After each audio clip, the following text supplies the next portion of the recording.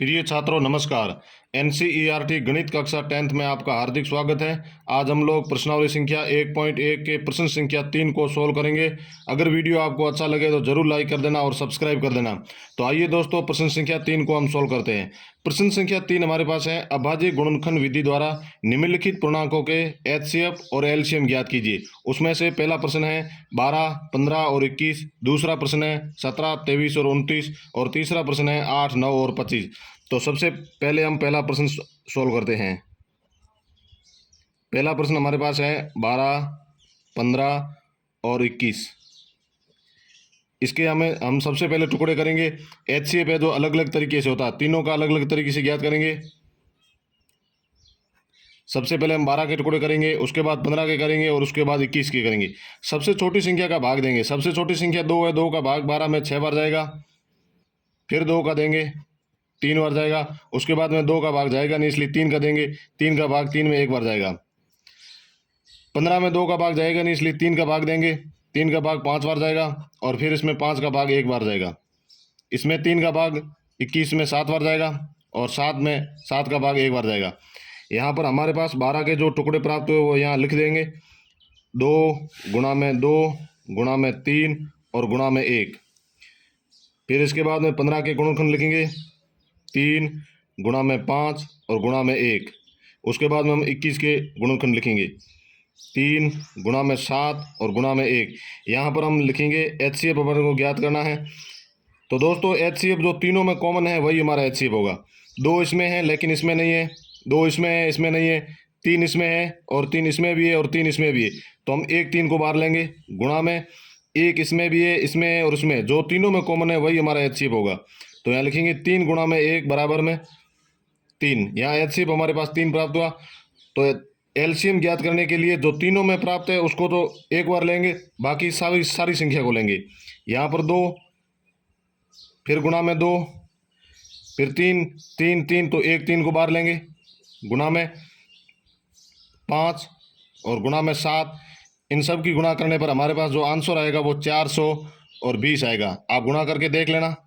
उसके बाद में दूसरा क्वेश्चन हमारे पास, तीसरे का दूसरा है 17, 23 और 29। सबसे पहले हम इसके अभाज्य गुणनखंड करेंगे।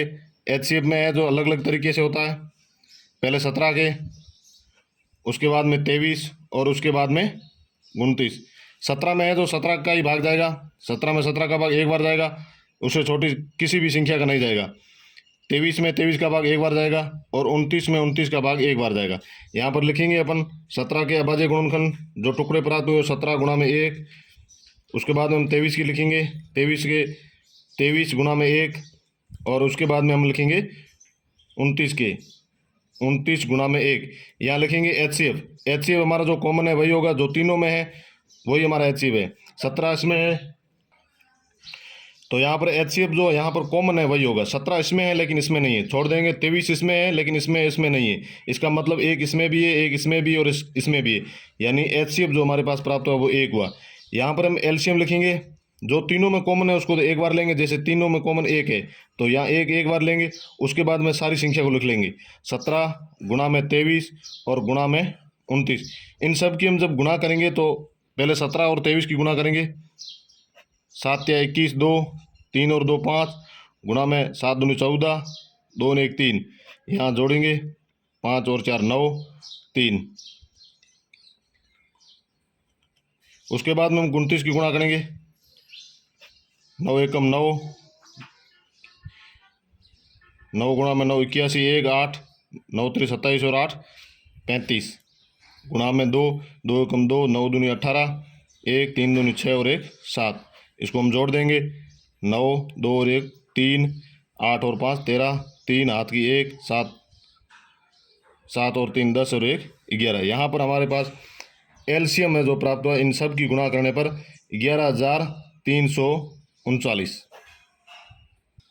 तो प्रिय छात्रों, प्रश्न संख्या 3 के हमने दोनों सवाल सोल्व कर दिए। अब तीसरा प्रश्न हमारे पास है 8, 9 और 25। सबसे पहले हम इसके अभाज्य गुणनखंड करेंगे। पहले 8 के करेंगे और उसके बाद में 9 के करेंगे। एचसीएफ ज्ञात करने के लिए तीनों का अलग अलग तरीके से होता है। और उसके बाद में 25 के करेंगे। 8 में 2 का भाग जाएगा 4 बार, फिर 2 का देंगे 2 बार और फिर 2 का देंगे 1 बार। यहाँ 3 का भाग जाएगा 9 में 3 बार, फिर 3 में 1। यहाँ 5 का भाग जाएगा 5 बार, फिर 5 का देंगे 1। यहाँ लिखेंगे 8 के अभाज्य गुणनखंड हमारे पास प्राप्त हुए 2 गुणा में 2 और गुणा में 2 गुणा में 1। फिर यहाँ लिखेंगे 9 के अभाज्य गुणनखंड जो यहाँ हमने ज्ञात किए 3 गुणा में 3 और गुणा में 1। फिर उसके बाद हम 25 की तीनों के अभाज्य गुणनखंड यहाँ लिख लेंगे 5 गुणा में 5 और गुणा में 1।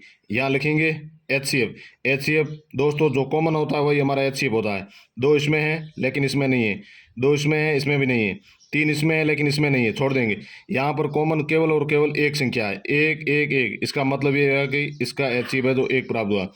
उसके बाद में हम LCM लिखेंगे।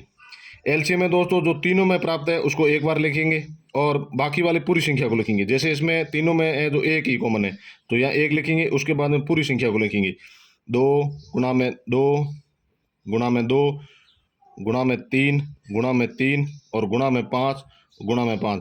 इन सब की आप गुणा करके देख लेना, इसका जो आंसर आएगा वो हमारे पास 1800 आएगा। यानी LCM हमारे पास क्या प्राप्त हुआ 1800। तो दोस्तों प्रश्न संख्या 3 के तीनों प्रश्न है जो हमने सोल्व कर देंगे और प्रश्न संख्या 4 को हम अगले वीडियो में सोल्व करेंगे।